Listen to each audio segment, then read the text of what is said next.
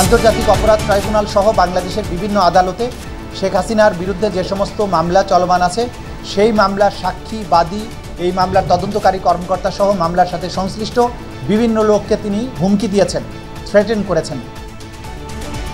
শেখ হাসিনাকে 6 মাসের কারাদণ্ড দিলেন ট্রাইব্যুনাল। আশুলিয়ায় মরদেহ পোড়ানোর ঘটনায় সাবেক এমপি সহ 8 জনের বিরুদ্ধে গ্রেপ্তারি পরোয়ানা। দেশ পুনর্গঠনে 3 আগস্ট ইশতেহার ঘোষণা করবে এনসিপি। স্বৈরাচার মাথাচাড়া দিলে ফিরে আসবে প্রতিরোধের ইতিহাস। সরকারি পতনের মধ্য দিয়ে বিজয়ের একটি ধাপ পূরণ করেছি মাত্র।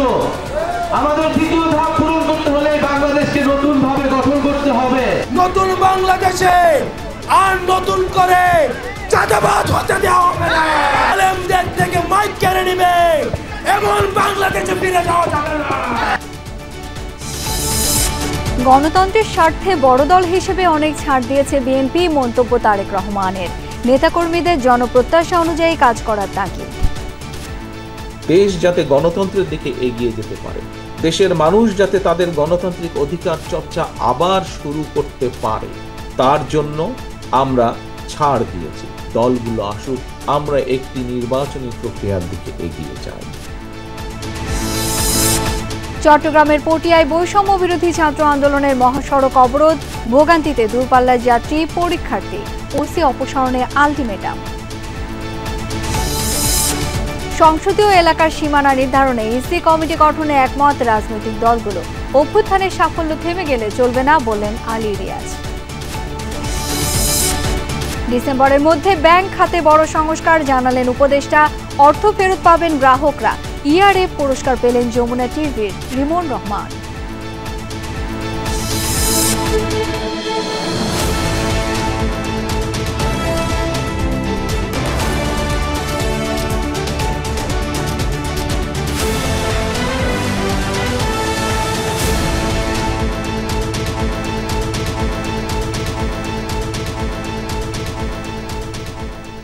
আমন্ত্রণ সন্ধ্যার বাংলাদেশে, সাথে আছি আমি শাওন দত্ত। এতক্ষণ শিরোনাম দেখছিলেন। শেখ হাসিনার বিরুদ্ধে প্রথমবারের মতো সাজা ঘোষণা করল আন্তর্জাতিক অপরাধ ট্রাইব্যুনাল।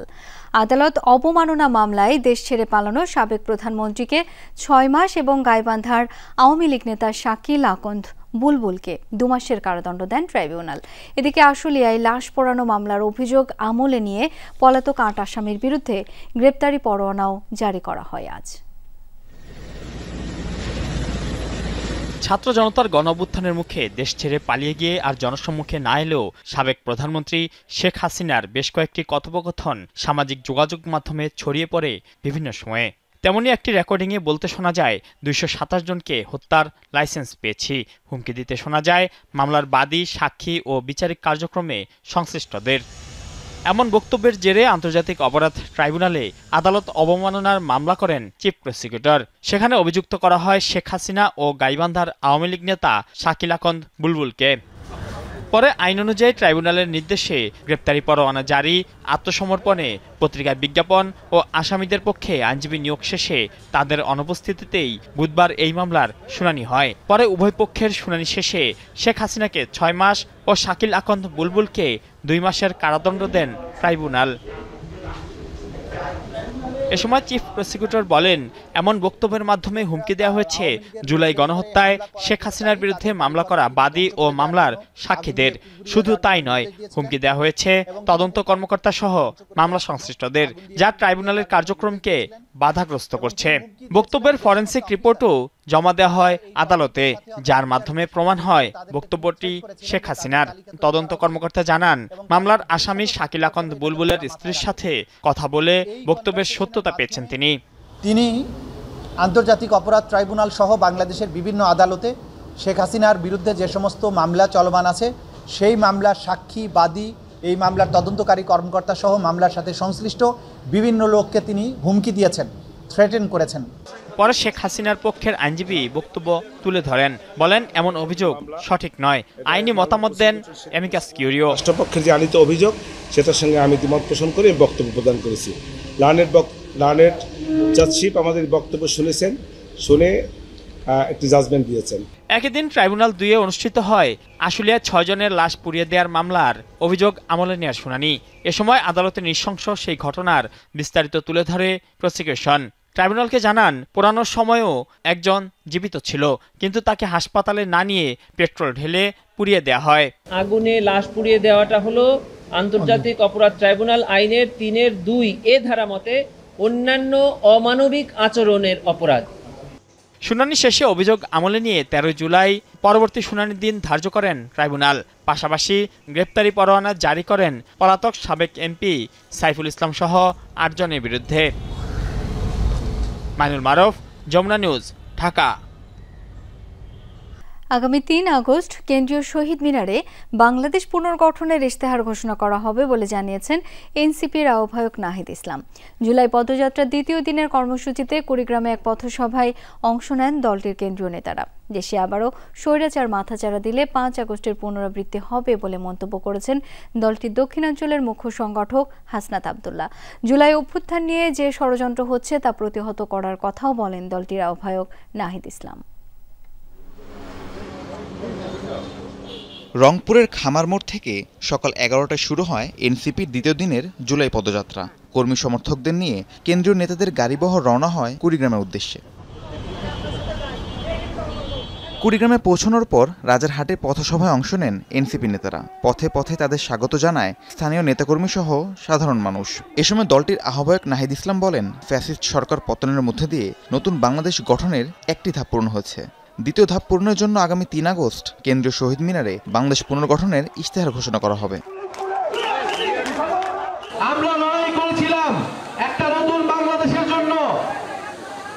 ফ্যাসিবাদের সরকারি পতনের মধ্য দিয়ে আমরা আমাদের বিজয়ের একটি ধাপ পূরণ করেছি মাত্র। আমাদের দ্বিতীয় ধাপ পূরণ করতে হলে বাংলাদেশকে নতুন ভাবে গঠন করতে হবে। 3 তারিখ আমরা শহীদ মিনারে আবারও বাংলাদেশ পুনর্গঠনের জন্য ইশতেহার ঘোষণা করব। এরপর দলটির দক্ষিণাঞ্চলের মুখ্য সংগঠক হাসনাত আব্দুল্লাহ বলেন, নতুন বাংলাদেশে আর কোনো দুর্নীতিবাজ, চাঁদাবাজ তৈরি হতে দেওয়া যাবে না। যদি আবার কখনো স্বৈরাচার মাথাচাড়া দিয়ে ওঠে, তাহলে 5 আগস্টের পুনরাবৃত্তি হবে। আমাদের কোনো মত প্রকাশের স্বাধীনতা ছিল না। আমরা বলতে চাই, নতুন বাংলাদেশে আর নতুন করে চাঁদাবাজ হতে দেওয়া হবে না। আলেমদের থেকে মাইক কেড়ে নিবে এমন বাংলাদেশে ফিরে যাওয়া যাবে না। কোনো দুর্নীতিবাজ আর প্রশ্রয় দেওয়া যাবে না। পথসভা শেষে ত্রিমোহনী হয়ে ঘোষপাড়া যায় এনসিপির পদযাত্রা। সমাবেশ শেষে দলটির গাড়িবহর পৌঁছায় লালমনিরহাটে। সেখানে শহরের মিশন মোড়ে সমাবেশ অনুষ্ঠিত হয়। জুলাই অভ্যুত্থানের বর্ষপূর্তিতে পর্যায়ক্রমে দেশের 64 জেলায় কর্মসূচি পালন করবে এনসিপি। রাহিম সারোয়ার, যমুনা নিউজ। জনগণের স্বার্থে গণতন্ত্র মজবুত করতে বড় দল হিসেবে বিএনপি অনেক কিছু ছাড় দিয়েছে। পটুয়াখালী জেলা বিএনপির ত্রিবার্ষিক সম্মেলনে ভার্চুয়ালি যুক্ত হয়ে এই মন্তব্য করেছেন বিএনপির ভারপ্রাপ্ত চেয়ারম্যান তারেক রহমান। সম্মেলনে দলের নেতাকর্মীদের জনগণের প্রত্যাশা অনুযায়ী কাজ করার আহ্বানও জানান তিনি। দীর্ঘ 23 বছর পর পটুয়াখালীতে জেলা বিএনপির ত্রিবার্ষিক সম্মেলন। দীর্ঘদিন পর সম্মেলন হওয়ায় তৃণমূলের মাঝে উৎসবের আমেজ। সকাল থেকেই সম্মেলনে আসতে থাকেন বিভিন্ন ইউনিটের নেতাকর্মীরা। আমি একজন রাজনৈতিক কর্মী। ভার্চুয়ালি যুক্ত হন বিএনপির ভারপ্রাপ্ত চেয়ারম্যান তারেক রহমান। জনগণের স্বার্থে কাজ করতে নেতাকর্মীদের প্রতি আহ্বান জানান তিনি। স্মরণ করিয়ে দেন, মানুষের প্রত্যাশা অনুযায়ী কাজ না করার কারণেই ফ্যাসিস্টদের পতন হয়েছে। জনগণের সঙ্গে থাকুন, জনগণকে সঙ্গে রাখুন, জনগণের সাথে থাকুন, জনগণকে সাথে রাখুন। গণতন্ত্র মজবুত করার স্বার্থেই বড়দল হিসেবে বিএনপি অনেক ছাড় দিয়েছে বলেও মন্তব্য করেন দলটির ভারপ্রাপ্ত চেয়ারম্যান। কিছু কিছু জিনিসের সাথে আমরা একমত নয়, তারপরেও আমরা গণতন্ত্রের ভিত্তি যাতে রচিত হয়, গণতন্ত্রের ভিত্তি যাতে শক্তিশালী হয়, দেশ যাতে গণতন্ত্রের দিকে এগিয়ে যেতে পারে, দেশের মানুষ যাতে তাদের গণতান্ত্রিক অধিকার চর্চা আবার শুরু করতে পারে, তার জন্য আমরা ছাড় দিয়েছি, তার জন্য আমরা চেষ্টা করেছি। তারপরেও মানুষ আসুক, দলগুলো আসুক, আমরা একটি নির্বাচনী প্রক্রিয়ার দিকে এগিয়ে যাই। সম্মেলনে জেলা বিএনপির সভাপতি ও সাধারণ সম্পাদক পদে নির্বাচন হয়। গণতন্ত্রের যে চর্চা বিএনপি ঘরের মধ্যে করছে, রাজনীতির মাঠেও তেমনটাই কাম্য, এমন মন্তব্য উঠে আসে তারেক রহমানের কণ্ঠে। যে নির্বাচনের দাবি একটি হুমায়ুন রশিদ, যমুনা নিউজ। 2008 সরকারের প্রধান সমস্যা হচ্ছে ভুয়া ও মিথ্যা খবর, যার একটি অংশ ছড়াচ্ছে দেশের বাইরের কিছু লোক। একথা বলেছেন প্রধান উপদেষ্টা ডক্টর মোহাম্মদ ইউনূস। দুপুরে যমুনায় ইউনেস্কোর বাংলাদেশ অফিস প্রধান সুসান ওয়াইজ এবং ফ্রিডম অফ এক্সপ্রেশন ও সাংবাদিকদের নিরাপত্তা বিষয়ক শাখার সিনিয়র প্রকল্প কর্মকর্তা মেহেদী বেনচেলায়ের সাথে সাক্ষাৎ করেন প্রধান উপদেষ্টা। এ সময় ভুয়া তথ্য মোকাবেলায় কার্যকর ব্যবস্থা গড়ে তোলা এবং নৈতিক মানদণ্ড বজায় রেখে সংবাদ পরিবেশনকারী গণমাধ্যমকে সহায়তা করতে জাতিসংঘকে আহ্বান জানান ডক্টর ইউনূস। ডিজিটাল প্ল্যাটফর্মের পাশাপাশি প্রথাগত সংবাদ মাধ্যমও অনেক সময় ভুয়া তথ্য ছড়াচ্ছে বলে মন্তব্য করেন তিনি। পটিয়া থানার ওসির অপসারণ দাবিতে চট্টগ্রাম কক্সবাজার মহাসড়ক অবরোধ, থানা ঘেরাও এবং বিক্ষোভ করেছে বৈষম্য বিরোধী ছাত্র আন্দোলন ও এনসিপির নেতাকর্মীরা। ছাত্রলীগ নেতাকে গ্রেপ্তারে ওসি অস্বীকৃতি জানিয়েছেন বলে অভিযোগ তাদের। সন্ধ্যা ৭টার মধ্যে তাকে অপসারণ না করলে কাল থেকে সারা দেশে ব্লকেট কর্মসূচির ঘোষণা দেন বিক্ষোভকারীরা। মহাসড়ক অবরোধের কারণে সৃষ্ট দীর্ঘ যানজটে চরম ভোগান্তিতে পড়েন দূরপাল্লার যাত্রী, পরীক্ষার্থী, কর্মজীবী সহ এই পথে চলাচলকারীরা। সকালে চট্টগ্রাম কক্সবাজার মহাসড়কের পটিয়া অংশে এভাবেই সড়ক অবরোধ ও বিক্ষোভ করে বৈষম্য বিরোধী ছাত্র আন্দোলন ও এনসিপির নেতাকর্মীরা। আন্দোলনকারীদের দাবি, মঙ্গলবার রাতে পটিয়ায় আটক এক ছাত্রলীগ নেতাকে পুলিশ গ্রেফতার দেখাতে অস্বীকৃতি জানালে প্রতিবাদ জানায় বৈষম্য বিরোধী ছাত্র আন্দোলনের নেতাকর্মীরা। এক পর্যায়ে পুলিশ 2 দফা হামলা ও লাঠিচার্জ করলে অন্তত 10-12 জন আহত হয়। কয়েকজন এখনও বিভিন্ন হাসপাতালে ভর্তি। থানায় নিয়ে যাওয়ার সাথে সাথে ওসি ডাইরেক্টলি আমাদের গালিগালাজ করতেছে। গালিগালাজ করার পর বলতেছে কি সব লাঠিচার্জ কর। লাঠিচার্জ করার সাথে সাথে ওসির বডিগার্ড আহসান হাবিব এবং ওসির আরেকজন ড্রাইভার ছিল, ওরা নিয়ে আসছিল। তারপর কিছু রড টট নিয়ে আসছিল। এগুলো দিয়ে ফার্স্ট টাইমে 9:30 এলোপাতারিভাবে আমাদেরকে মারছে। মহাসড়ক অবরোধের পাশাপাশি পটিয়া থানা ও চট্টগ্রাম রেঞ্জের ডিআইজির কার্যালয়ে ঘেরাও করে বিক্ষোভকারীরা। ছাত্র জনতার উপর হামলার অভিযোগে পটিয়া থানার ওসি আবু জায়েদ নাজমুন নূরকে অপসারণ ও জড়িত অন্যান্য পুলিশ সদস্যদের দৃষ্টান্তমূলক শাস্তির দাবি জানান তারা। সন্ধ্যা ৭টার মধ্যে ওসিকে অপসারণ না করলে কাল থেকে সারা দেশে ব্লকেট কর্মসূচির ঘোষণা দেন বিক্ষোভকারীরা। আজ সন্ধ্যা ৭টার মধ্যে যদি আমাদের দাবি বাস্তবায়ন করা না হয়, অর্থাৎ পটিয়া থানার ওসিকে স্থায়ী অপসারণ করা না হয়, তাহলে চট্টগ্রাম সহ বাংলাদেশের ছাত্র জনতা কঠোর কর্মসূচিতে যাবে। পুলিশ কর্মকর্তাদের দাবি, রাতে থানায় ঢুকে মব সৃষ্টি করার চেষ্টা হয়েছে। তদন্তে ছাত্রদের উপর হামলার অভিযোগ প্রমাণ হলে জড়িত পুলিশ সদস্যদের বিরুদ্ধে ব্যবস্থা গ্রহণের আশ্বাস দেন এই কর্মকর্তা। যে সমস্ত কারণে ওসি যে সমস্ত ব্যবস্থা নিয়েছে সেই সমস্ত ব্যবস্থা যৌক্তিক কিনা সেইটা হচ্ছে আলোচনার বিষয়। পুলিশের মধ্যে ব্যাপকতা বেশি ছিল কিনা এগুলো চিন্তা করে দেখা হবে, অসুবিধা কিছু নেই। এদিকে চট্টগ্রাম কক্সবাজার মহাসড়কের পটিয়া বাইপাস অংশ অবরোধের কারণে উভয় পাশে দীর্ঘ যানজট সৃষ্টি হয়। চরম ভোগান্তিতে পড়েন দূরপাল্লার যাত্রী, পরীক্ষার্থী ও কর্মজীবী মানুষ। আমি আজকে যাব মেডিকেলে আমার ওয়াইফকে নিয়ে। এখানে দেখতেছি আন্দোলন চলতেছে, রুট ব্লক করে রাখছে, মানে আমাদের অনেক কষ্ট হচ্ছে। সমর্থন করতেছে না আজকে আমাদের অবস্থা খারাপ, কারণ আমাদের যাতায়াতের সমস্যা হচ্ছে। পরীক্ষা দিচ্ছি, আমরা যাবো গাছবাড়িয়া। এটা সবাইকে অনেক বেশি ক্লান্তিতে ফেলতেছে, সবাই অনেক বেশি বিভ্রান্তিতে পড়তেছে না, সো এটা উচিত না। জোবায়েত ইবনে শাহাদাত, যমুনা নিউজ, চট্টগ্রাম। বিদেশে বাংলাদেশের শ্রমবাজার নষ্টের পেছনে প্রবাসী শ্রমিকদের আচরণ অনেকাংশে দায়ী বলে মন্তব্য করেছেন প্রবাসী কল্যাণ উপদেষ্টা ডক্টর আসিফ নজরুল। বলেন, দেশ থেকে লোক নিয়ে গিয়ে কোম্পানির মালিককে খুন করার ঘটনাও আছে। আবার প্রতিনিয়ত অঞ্চলভিত্তিক মারামারি, খুনোখুনি করে বাংলাদেশিরা, যার বড় প্রভাব পড়ছে শ্রমবাজারে। রাজধানীতে এক সেমিনারে তিনি এসব কথা বলেন। জায়গা স্বল্পতার জন্য কিন্তু আমরা তথ্যগুলো পৌঁছে দিব। আন্তর্জাতিক মাতৃভাষা ইনস্টিটিউটে প্রবাসী কল্যাণ ও বৈদেশিক কর্মসংস্থান মন্ত্রণালয় আয়োজিত জাপানের শ্রমবাজার সম্ভাবনা ও চ্যালেঞ্জ নিয়ে সেমিনারে আলোচনা হয় জাপানে দক্ষ জনবল পাঠানোর দিক নির্দেশনা নিয়ে। অনুষ্ঠানে উঠে আসে দেশের শ্রমবাজারে নানা সমস্যার কথা। বিদেশগামীদের দেয়া ভুল তথ্য ও নথি দেওয়ার কারণে জনবল পাঠাতে নানা সমস্যা হচ্ছে বলে জানান প্রধান উপদেষ্টার আন্তর্জাতিক বিষয়ক বিশেষ দূত লুৎফে সিদ্দিকী।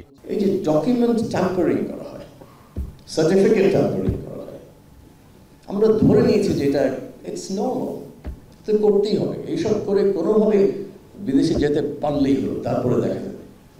এখন যে আমাদের ভিসার সমস্যা হচ্ছে অনেকগুলো দেশে একই সাথে, এইটার একটা মূল কারণ হলো যে আমরা এটাকে দিস ইজ ক্রিমিনাল অ্যাক্টিভিটি, যেটাকে আমরা ক্রিমিনাল হিসেবে ধরি না।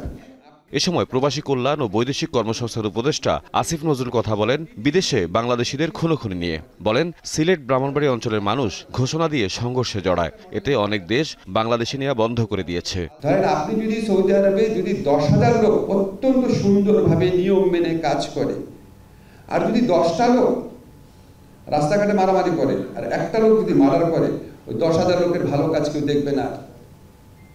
আপনাদেরকে যেগুলা মানে আমাদের যারা প্রবাসী ভাইরা আছে ওনাদেরকেও আমাদের সচেতন হইতে হবে যে আপনাদের 1 লক্ষ 10 লক্ষ লোকের জীবনকে বিপন্ন করে দিচ্ছে, দেশের স্বার্থকে, দেশের ইমেজকে নষ্ট করে দিচ্ছে মাত্র 10টা 20টা লোক। এখানে আমাদের খুব সমস্যা, আমরা কিছু করতে পারি না। আসিফ নজরুল জানান বিদেশের শ্রমবাজার নিয়ে অতিরিক্ত প্রলোভন দেখানো হয়, যার ফাঁদে পড়ে অনেক মানুষ। বিমানের টিকিটের দাম সরকার কমানোর পরেও আবারও বেড়ে যাচ্ছে বলে হতাশা প্রকাশ করেন তিনি। আমরা বলেছি যে আপনারা যে ব্লক বুকিং দেন এটা দিতে পারবেন না, আর বুকিং দেওয়ার পর অ্যাডভান্স বুকিং দিলে 3 দিনের মধ্যে টিকিট সেল করতে হবে অথবা বুকিং শেষ। এটা করার পর দাম কমে গেছে, এখন আবার শুনতে পাচ্ছি আবার নাকি দাম বেড়েছে। শয়তান লোক যারা আছে, শয়তান লোকরা করে কি একনিষ্ঠভাবে লেগে থাকে দাম বাড়ানো, দুর্নীতি করার জন্য।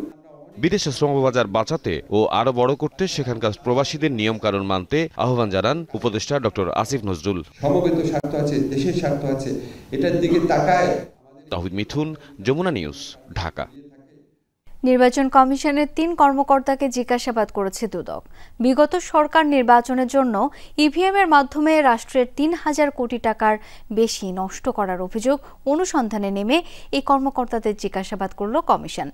এদিকে ঋণের নামে প্রায় 270 কোটি টাকা আত্মসাতের অভিযোগে এস আলম, পিকে হালদার সহ 15 জনের বিরুদ্ধে মামলা করেছে সংস্থাটি। সাবেক প্রধান নির্বাচন কমিশনার কে এম নুরুল হুদার সময় 3,825 কোটি 24 লাখ টাকা ব্যয়ে ইভিএম প্রকল্প হাতে নেয় নির্বাচন কমিশন। মেশিনগুলোর মেয়াদকাল কমপক্ষে 10 বছর ধরা হলেও তার আগেই নষ্ট হয়ে যায় বেশিরভাগ যন্ত্র। ইভিএম প্রকল্পের বাস্তব চিত্র দেখতে গেল জানুয়ারিতে অভিযানের নামে দুর্নীতি দমন কমিশন। অধিকাংশ মেশিন নিম্নমানের ও অকার্যকর দেখতে পায় তারা। হদিস নেই অন্তত 1600 ইভিএম এর। এরই প্রেক্ষিতে নির্বাচন কমিশনের তৎকালীন কারিগরি শাখার 3 কর্মকর্তাকে বুধবার জিজ্ঞাসাবাদ করেছে সংস্থাটি। জিজ্ঞাসাবাদে ইসির কর্মকর্তারা জানিয়েছেন ইভিএম কিনতে যে অর্থ খরচ করা হয়েছিল সেই টাকায় আরো ভালো মানের যন্ত্র কেনা সম্ভব ছিল। এটি আসলে একটি বড় মেশিন, এটি ঠিক আছে, টেকনোলজি ভেরিফাই করতে পারতো, এটি ইজ এ গুড একটা সাইট ছিল, বাট আরো স্মার্ট করা যেত। অভিযোগের সাথে যারা সম্পৃক্ত থাকবেন তাদেরকে জিজ্ঞাসাবাদের জন্য ডাকা এবং তাদেরকে জিজ্ঞাসাবাদ করা, এগুলি আমাদের অনুসন্ধান তদন্তকারী কর্মকর্তার রুটিন ওয়ার্ক। এদিকে ঋণের নামে প্রায় 270 কোটি টাকার বেশি আত্মসাৎ এবং 90 কোটি টাকা মানি লন্ডারিং এর অভিযোগে এস আলম গ্রুপের chairman Saiful Alam, NRB global ব্যাংকের সাবেক এমডি পিকে হালদার সহ 15 জনের বিরুদ্ধে আলাদা 3টি মামলা করেছে সংস্থাটি। মোহাম্মদ সাইফুল আলম চেয়ারম্যান এস আলমের স্বার্থ সংশ্লিষ্ট এস আলম সুপার এডিবল অয়েলে স্থানান্তর, রূপান্তর এবং হস্তান্তর করার অপরাধ অনুসন্ধানকালে প্রমাণিত হয়েছে।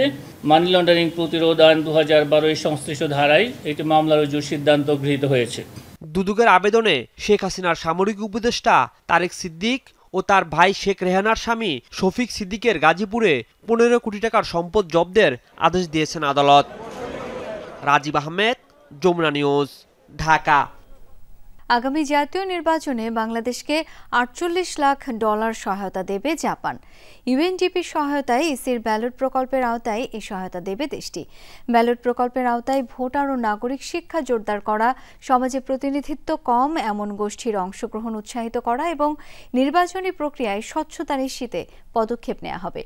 এর আগে ইসির সিনিয়র সচিব জানান, জানুয়ারি থেকে জুন পর্যন্ত 9 লাখেরও বেশি এনআইডি সংশোধন আবেদন নিষ্পত্তি করেছে ইসি। আগারগাঁওয়ে নির্বাচন ভবনে ব্যালট প্রকল্পের উন্নয়ন অংশীদারদের মধ্যে সহযোগিতার অংশ হিসেবে বাংলাদেশে নিযুক্ত জাপানের রাষ্ট্রদূত সাইদা শিনিচি এবং ইউএনডিপির আবাসিক প্রতিনিধি স্টেফান লিলারের মধ্যে চুক্তি সই হয়। এ সময় উপস্থিত ছিলেন প্রধান নির্বাচন commissioner AMM Nasir Uddin, 4 commissioner ও ইসি সচিব। অনুষ্ঠান শেষে সাংবাদিকদের সাথে কথা বলেন বাংলাদেশে নিযুক্ত জাপানের রাষ্ট্রদূত। বলেন, গণতন্ত্রে উন্নয়নের পথে বাংলাদেশের মানুষের আকাঙ্ক্ষার পূর্ণ সমর্থন করে জাপান। জাতিসংঘের বাংলাদেশে নিযুক্ত আবাসিক প্রতিনিধি আশা প্রকাশ করেন, আগামী জাতীয় নির্বাচন বাংলাদেশের ইতিহাসের সেরা হবে। Bangladesh is at a critical juncture in its democratic journey, and we believe that free, fair, and inclusive elections are essential. Our aspiration with this work and this project is to support Bangladesh to have the best elections in the history of this country. এরপর সাংবাদিকদের সাথে কথা বলেন নির্বাচন কমিশনের senior সচিব আক্তার আহমেদ। জানান, Japan নির্বাচনে $4.8 মিলিয়ন সহায়তার প্রতিশ্রুতি দিয়েছে। চুক্তির আওতায় নির্বাচন কমিশনের প্রাতিষ্ঠানিক কারিগরি কার্যক্রম পরিচালনার দক্ষতা বৃদ্ধি করা হবে। জাপান আজকে আমি যতটুকু ওনাদের সাথে, ওরা $4.8 মিলিয়ন কমিট করেছেন। I repeat, 4.8 million approximately commit করেছেন যে ওনারা আমাদেরকে এই প্রসেসে দিবেন। সো এইটাই, এবং আমরা আশা করি যে এটাকে আমরা এই অর্থটা যথাযথভাবে ব্যবহার করা যাবে। এর আগে সকালে সাংবাদিকদের জাতীয় পরিচয়পত্রের সংশোধন আবেদন নিয়ে ব্রিফিং করেন সিনিয়র সচিব। তুলে ধরেন এনআইডি সংক্রান্ত আবেদন ও নিষ্পত্তি নিয়ে তথ্য। 9,07,662টা আবেদন সম্পূর্ণ নিষ্পত্তি করেছি। 20,000 এই 6 মাসে আবেদনের সংখ্যা কমানো গেছে, এবং এটা গ্র্যাজুয়ালি আমার ধারণা আগামী 3 মাসের ভিতরে আরও এটা কমে 0 হবে না, কিন্তু অন্ততপক্ষে একটা সংখ্যাগত অবস্থানে যেখানে দাঁড়াবে যে সেটাতে আমরা বলতে পারবো যে হ্যাঁ, এটা স্যাটিসফ্যাক্টরি। আগামী 3 মাসে জাতীয় পরিচয়পত্র সংশোধন আবেদনের পরিমাণ কমে স্বাভাবিক অবস্থায় চলে আসবে বলেও দাবি করেন আক্তার আহমেদ। এটা নিয়ে মানুষের হয়রানির অভিযোগগুলো আর থাকবে না। তানভীর মৌসুম, যমুনা নিউজ, ঢাকা। সম্পূর্ণ নিষ্পত্তি করেছি। 20,000 এই 6 মাসে আবেদনের সংখ্যা কমানো গেছে, এবং এটা গ্র্যাজুয়ালি আমার ধারণা আগামী 3 মাসের ভিতরে আরও এটা কমে 0 হবে না, কিন্তু অন্ততপক্ষে একটা সংখ্যাগত অবস্থানে যেখানে দাঁড়াবে যে সেটাতে আমরা বলতে পারবো যে হ্যাঁ, এটা স্যাটিসফ্যাক্টরি। আগামী 3 মাসে জাতীয় পরিচয়পত্র সংশোধন আবেদনের পরিমাণ কমে স্বাভাবিক অবস্থায় চলে আসবে বলেও দাবি করেন আক্তার আহমেদ। এটা নিয়ে মানুষের হয়রানির অভিযোগগুলো আর থাকবে না। তানভীর মৌসুম, যমুনা নিউজ, ঢাকা। তত্ত্বাবধায়ক সরকার পুনর্বহালে একমত হলেও এর গঠন প্রক্রিয়া সম্পর্কে একমতে পৌঁছতে পারেনি রাজনৈতিক দলগুলো। তত্ত্বাবধায়ক সরকারের প্রধান উপদেষ্টা নিয়োগে বিচার বিভাগকে অন্তর্ভুক্ত না রাখার পক্ষে বিএনপি, এনসিপি সহ বেশিরভাগ রাজনৈতিক দল। রাষ্ট্রপতির প্রধান উপদেষ্টা হওয়ার বিধান নিয়ে আছে ভিন্ন মত। তবে সংসদীয় এলাকায় সীমানা নির্ধারণে আগামী নির্বাচনে ইসির অধীনে কমিটি গঠন ও দীর্ঘমেয়াদে একটি স্বতন্ত্র কমিটি গঠনে রাজনৈতিক দলগুলো ঐক্যমত্যে পৌঁছেছে। জুলাইয়ের মধ্যে জাতীয় সনদ প্রণয়নের প্রত্যাশা করেন ঐক্যমত্য কমিশনের সহ-সভাপতি ডক্টর আলী রিয়াজ। রাষ্ট্র সংস্কারের লক্ষ্যে রাজনৈতিক দলগুলোর সাথে দ্বিতীয় পর্যায়ের 8ম দিনের আলোচনা। নির্বাচনী এলাকা নির্ধারণ ও তত্ত্বাবধায়ক সরকার নিয়ে আলোচনা হয় দলগুলোর মধ্যে। সীমানা নির্ধারণে ঐক্যমত্য হয়েছে রাজনৈতিক দলগুলোর মধ্যে, জানান কমিশনের সহ-সভাপতি ডক্টর আলী রিয়াজ। চলমান আলোচনাকে ইতিবাচক আখ্যা দেন তিনি। স্থায়ী ব্যবস্থা হিসেবে যে ঐক্যমত্য প্রতিষ্ঠিত হয়েছে তা হচ্ছে এইরকম: প্রতি আদমশুমারি বা অনধিক 10 বছর পরে সংসদীয় নির্বাচনী এলাকার সীমানা নির্ধারণের জন্য একটি বিশেষায়িত কমিটি গঠনের বিধান যুক্ত করা।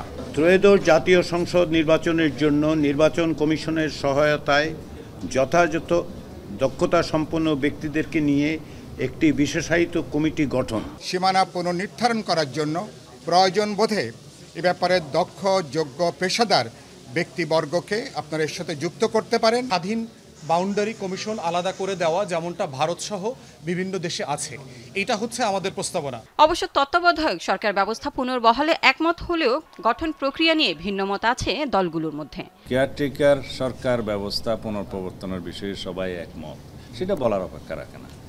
দ্বিতীয় হচ্ছে কেয়ারটেকার সরকারের বিধানের মধ্যে, গঠন প্রক্রিয়ার মধ্যে জুডিশিয়ারিকে বাদ রেখে তার আগে কি কি বিধান 1টা, 2টা বা 3টা সংযুক্ত করা যায় সেই বিষয়ে দলগুলো আরও নিজেরা চিন্তা করে এই বিষয়ে মতামত দিবে।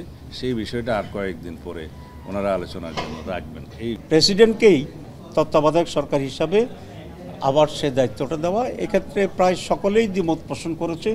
টুকটাক একটু ডিফারেন্স আছে করার জন্য, এবং আমরা এটার বিরোধিতা করেছি। আমরা মনে করি প্রেসিডেন্টকে জড়ালে আমাদের যে আবার অতীতে একটা অভিজ্ঞতা আছে সেরকম জটিলতা তৈরি হতে পারে। রাজনৈতিক দলগুলো নেতারা বলেন ইসি, দুদক, বিচার বিভাগ সহ সাংবিধানিক প্রতিষ্ঠানগুলোর সংস্কার হলে নতুন করে স্বৈরাচার মাথাচাড়া দিয়ে উঠতে পারবে না। নিশ্চিত হবে ক্ষমতার ভারসাম্য ও জবাবদিহিতা। Lovely Bithi, Jamuna news, Dhaka. রাজস্ব বোর্ড বিভক্তি ইস্যুর জটিলতায় ঋণের কিস্তি ছাড়ের বৈঠকে বসতে চায়নি আইএমএফ, এমনকি এনবিআর চেয়ারম্যানের চিঠি আমলে নেয়নি। শেষ পর্যন্ত অর্থ উপদেষ্টাকে ব্যাখ্যা দিতে হয়েছে। SME foundation ERF media award অনুষ্ঠানে তথ্য জানান অর্থ উপদেষ্টা ডক্টর সালেউদ্দিন আহমেদ। অ্যাওয়ার্ড পেয়েছেন যমুনা টেলিভিশনের senior reporter Rimon Rahman. Economic reporters forum মিলনায়তনে SME foundation ERF media award 2025-এর পুরস্কার বিতরণী অনুষ্ঠান। প্রধান অতিথি অর্থ উপদেষ্টা ডক্টর সালেউদ্দিন আহমেদ। অনুষ্ঠানে সমসাময়িক বিভিন্ন বিষয় উঠে আসে তার বক্তব্যে। প্রযুক্তিটার ব্যাপারে সে হাতুড়ি বাটাল দিয়ে তৈরি সেই প্রযুক্তি দিয়ে চলে গেছে, সেটা দিয়ে আপনি ভালো কোয়ালিটি ইস্যু করতে পারবেন না। অর্থ উপদেষ্টা জানান এনবিআর বিভক্তি ইস্যুর জটিলতায় ঋণের কিস্তি ছাড়ের বৈঠকে বসতে চায়নি আইএমএফ, এমনকি এনবিআর চেয়ারম্যানের চিঠি আমলে নেয়নি। ব্যাখ্যা দিতে হয়েছে অর্থ উপদেষ্টাকে। এনবিআর ব্যাপার আপনারা জানেন, এই রিপোর্টিং এ আমাদের অনেক ঝামেলা হয়েছে। আইএমএফ এর মিটিং আগে, ওয়ার্ল্ড ব্যাংকের মিটিং আগে, তা আমাকে চিঠি লিখতে হয়েছে পার্সোনালি। সচিব চিঠি লিখেছে, ওয়ার্ল্ড ব্যাংকের ভাইস প্রেসিডেন্ট বলে সচিবের চিঠি আমি কগনিজেন্স নেব না। পলিসি মেকার, ফাইন্যান্স অ্যাডভাইজারকে লিখতে হবে যে আমার committee, I had to write a letter. দেখেন এটা কিরকম একটা ড্যামেজ গেছে। অর্থ উপদেষ্টা জানান ডিসেম্বরের মধ্যে ব্যাংক খাতে বড় সংস্কারগুলো করা হবে। আটকে পড়া অর্থ ফেরত পাবেন গ্রাহকরা। বলেন প্রযুক্তির মাধ্যমে এসএমই খাতের আধুনিকায়ন প্রয়োজন। ক্ষুদ্র ও মাঝারি শিল্প উন্নয়নে বাংলাদেশ ব্যাংককে এগিয়ে আসার তাগিদ দেন তিনি। সাংবাদিকদেরকে ইতিবাচক সংবাদ পরিবেশনের আহ্বান তার। পলিটিক্যাল রিফর্ম সেটা আমার ইচ্ছে না, আমি বলেছি যে কেমনি হোক আমি রিফর্ম করে কিছুটা ডিসেম্বরের মধ্যে করবো, মেজর রিফর্ম। এটা অলরেডি শুরু হয়েছে। ব্যাংক করবে, ব্যাংকের তো একটু সময় লাগবে। আমরা পজিটিভ রিপোর্টটা করলে একটু সুবিধা হয়, নেগেটিভ রিপোর্ট করলে একটু ঝামেলা হয়ে যায়। সিনিয়র সাংবাদিক ও মিডিয়া ব্যক্তিত্বদের সমন্বয়ে গঠিত জুরি বোর্ডের রায়ে 10টি ক্যাটাগরিতে মোট 20 জন সাংবাদিক এবছর পুরস্কার পেলেন। 10 থেকে 12 বছর হবার পরে এই গাছের সঙ্গে তার কাটা বিদ্ধ করা হয়। ক্ষুদ্র ও মাঝারি শিল্পের বিনিয়োগ, অর্থায়ন সংকট ও সম্ভাবনা নিয়ে 3 পর্বের ধারাবাহিক প্রতিবেদন প্রকাশ করেছিল যমুনা টেলিভিশন। তারই স্বীকৃতি স্বরূপ এবছর SME foundation ERF media award পেয়েছেন যমুনা টেলিভিশনের সিনিয়র রিপোর্টার রিমন রহমান। পুরস্কার ভালো কাজের প্রেরণা যোগায় বলছেন বিজয়ীরা।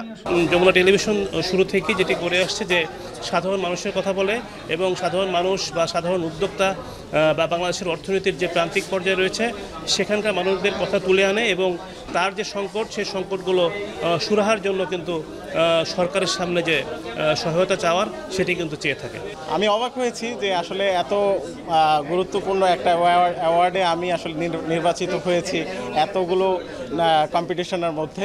তো এটা আসলে খুবই ভালো লাগার মতো একটা বিষয়, আমার কাছে খুবই ভালো লাগছে। এবং কাজের স্বীকৃতি যদি পাওয়া যায় তাহলে সেটা কাজকে আরও দ্বিগুণ, কাজের গতি আরও দ্বিগুণ বেড়ে যায়। এই অ্যাওয়ার্ডের মাধ্যমে আমি মনে করি রিপোর্টারও আরও ভালো ভালো ইতিবাচক রিপোর্ট খুঁজে বের করবে এবং এটা দেশের ক্ষুদ্র ও মাঝারি শিল্পের উন্নয়নে আশা করি ভালো ভূমিকা রাখবে।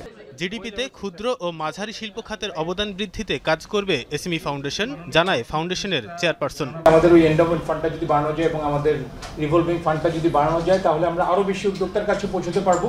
তানভীর সিদ্দিক, টিপু, যমুনা নিউজ, ঢাকা।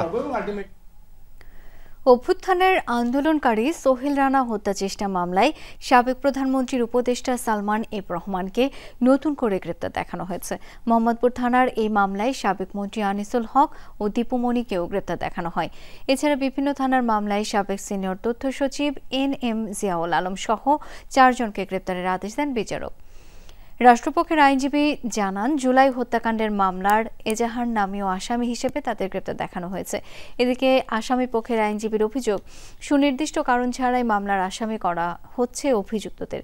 গেল 5 আগস্ট মোহাম্মদপুরের 3 রাস্তার মোড়ে ছাত্র জনতার সাথে বিক্ষোভ মিছিলে যোগ দেন সোহেল রানা। এ সময় এলোপাতাড়ি গুলিতে আহত হন তিনি। ঢাকা মেডিকেল কলেজে ভর্তি হন সোহেল রানা, এখনও পুরোপুরি সুস্থ হননি তিনি। রাজধানীর বিভিন্ন থানা হত্যা মামলায় ও হত্যা চেষ্টা মামলায় সালমান এফ রহমান, আনিসুল হক, ডক্টর দীপুমণি, জিয়াউল আলম সহ টোটাল সর্বমোট 7 জনকে সুনির্দেশ দেখানো হয়।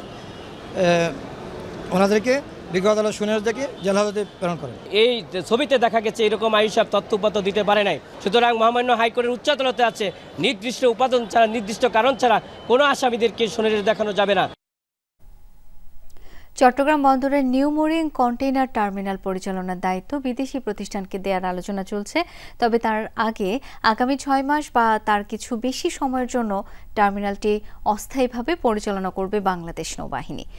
দুপুরে চট্টগ্রাম বন্দর ব্যবস্থাপনা নিয়ে এক বৈঠক শেষে কথা জানান নৌ পরিবহন উপদেষ্টা ব্রিগেডিয়ার জেনারেল অবসরপ্রাপ্ত ডক্টর সাখাওয়াত হোসেন।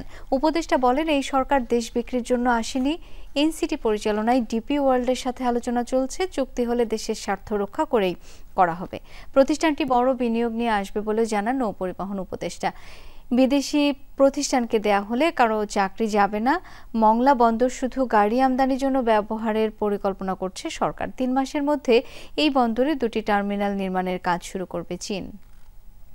আমাদের তরফ থেকে পোর্টকে অথরাইজ করা হয়েছে, আমাদের এবং সরকারের তরফ থেকে পোর্ট যে কাউকে নিয়োগ দিতে পারে, কিন্তু এই অল্প সময়ের জন্য আমরা যেটা পোর্টকে সাজেস্ট করেছি যে নেভিকে দেওয়া হোক। যদি বাইরের লোক ইন্টারন্যাশনালি আসতে চায়, সে যদি ইনভেস্ট করতে চায়, তাহলে কি আমি তাকে দিতে পারবো না? এটা কি পোর্ট দিয়ে দেওয়া হয়েছে? পোর্টের তো পোর্ট অথরিটি পোর্টের কাছেই আছে। কুমিল্লার মুরাদনগরের মতো ঘটনা দেশে যাতে আর না ঘটে সে বিষয়ে আইনশৃঙ্খলা বাহিনী কঠোর অবস্থানে রয়েছে বলে জানিয়েছেন স্বরাষ্ট্র উপদেষ্টা অবসরপ্রাপ্ত লেফটেন্যান্ট জেনারেল জাহাঙ্গীর আলম চৌধুরী। এমন ঘটনাগুলোয় আসামিদের দ্রুতই গ্রেপ্তার করা হচ্ছে বলেও জানিয়েছেন তিনি। দুপুরে রাজধানীর আগারগাঁওয়ে ধান গবেষণা ইনস্টিটিউটে একটি অনুষ্ঠানে সাংবাদিকদের প্রশ্নের জবাবে স্বরাষ্ট্র উপদেষ্টা এসব কথা বলেন। জানান, যথাযথ আইনি প্রক্রিয়া মেনেই স্থানীয় সরকার উপদেষ্টা অস্ত্রের লাইসেন্স পেয়েছেন, তবে অস্ত্রের ম্যাগাজিন বহন ঘটনাটি ভুলবশত হয়েছিল বলে আবারও জানান তিনি। চালের যথেষ্ট উৎপাদন থাকলেও চালের দাম বেশি বলে জানান উপদেষ্টা। বলেন, কিছু মানুষ নিজেদের লাভের জন্য এমন কাজ করছে যার ফলে সাধারণ মানুষ ক্ষতিগ্রস্ত হচ্ছে।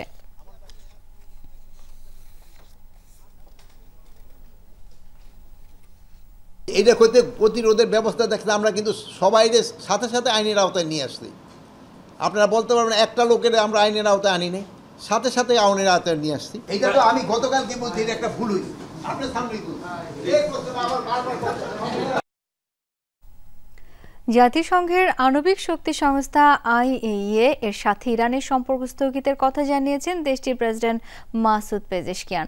বুধবার ইরানের রাষ্ট্রীয় গণমাধ্যম প্রেস টিভি ও মেহের নিউজ এজেন্সি এই তথ্য প্রকাশ করে। এর আগে 25 জুন আণবিক শক্তি সংস্থার সাথে ইরানের সম্পর্ক স্থগিতের বিষয়ে বিল পাশ করে দেশটির পার্লামেন্ট মজলিস।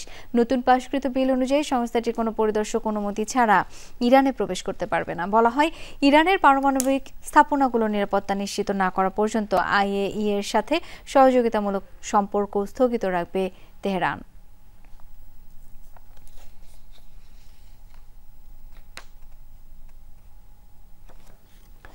দালাই লামার উত্তরসূরি খোঁজাকে কেন্দ্র করে উত্তেজনা ছড়িয়েছে চীন এবং তিব্বতের মধ্যে। বর্তমানে দালাই লামা জানিয়েছেন, তিব্বতের কয়েক শতাব্দী প্রাচীন রীতি মেনেই তার উত্তরসূরি নির্বাচন করা হবে। চীনকে উদ্দেশ্য করে বলেন, এই ইস্যুতে অন্য কারো হস্তক্ষেপ মেনে নেওয়া হবে না। এদিকে চীন দালাই লামার সিদ্ধান্ত প্রত্যাখ্যান করেছে। বেইজিং এর দাবি, পরবর্তী দালাই লামা বেছে নেওয়ার ক্ষেত্রে চীন সরকারের অনুমোদন প্রয়োজন। গেল রোববার অনুষ্ঠিত হয় দালাই লামার 90তম জন্মবার্ষিকী। এ উপলক্ষে ভারতের ধর্মশালায় অনুষ্ঠিত হয় নানা আয়োজন। বর্তমানে এখানে আশ্রয় আছেন তিব্বতের সর্বোচ্চ আধ্যাত্মিক এবং ধর্মীয় নেতা।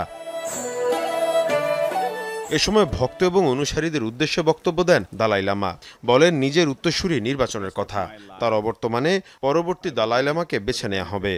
এ সময় চীনকে ইঙ্গিত করে বলেন, এই ইস্যুতে অন্য কারো হস্তক্ষেপ করার অধিকার নেই।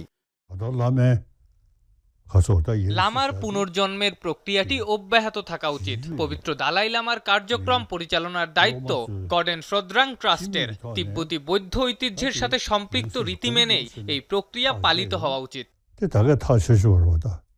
এদিকে দালাই লামার এমন বক্তব্য প্রত্যাখ্যান করেছে চীন।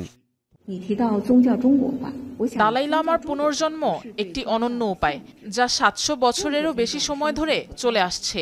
ধর্মীয় ইস্যুতে কোনো সীমাবদ্ধতা নেই চীনে। তিব্বতী বৌদ্ধ ধর্ম চীনে জন্মগ্রহণ করেছিল এবং এর চীনা বৈশিষ্ট্য রয়েছে। বর্তমান চতুর্দশ দালাই লামা তেনজিং গ্যাতসো চীন কর্তৃক তিব্বত অধিকৃত হওয়ার পর 1958 সালে চতুর্দশ দালাই লামা তার কিছু অনুগামী সহ গোপনে দেশ ত্যাগ করেন, আশ্রয় নেন ভারতে। দালাই লামা পদটিকে মূলত তিব্বতের আধ্যাত্মিক এবং শাসনতন্ত্রের শীর্ষ হিসেবে মনে করা হয়। প্রথম দালাই লামা হন 1391 সালে। তিব্বতী বিশ্বাস অনুসারে প্রতিটি দালাই লামা পূর্ববর্তী দালাই লামার পুনর্জন্ম। একজন দালাই লামা মারা গেলে বৌদ্ধ সাধকেরা তার পুনর্জন্মিত অবতারের সন্ধান শুরু করেন। মীর মুশফিকা হাসান, যমুনা নিউজ। এই ছিল আজকে সন্ধ্যার বাংলাদেশের আয়োজনে। এতক্ষণ আমাদের সাথে থাকার জন্য সবাইকে অসংখ্য ধন্যবাদ।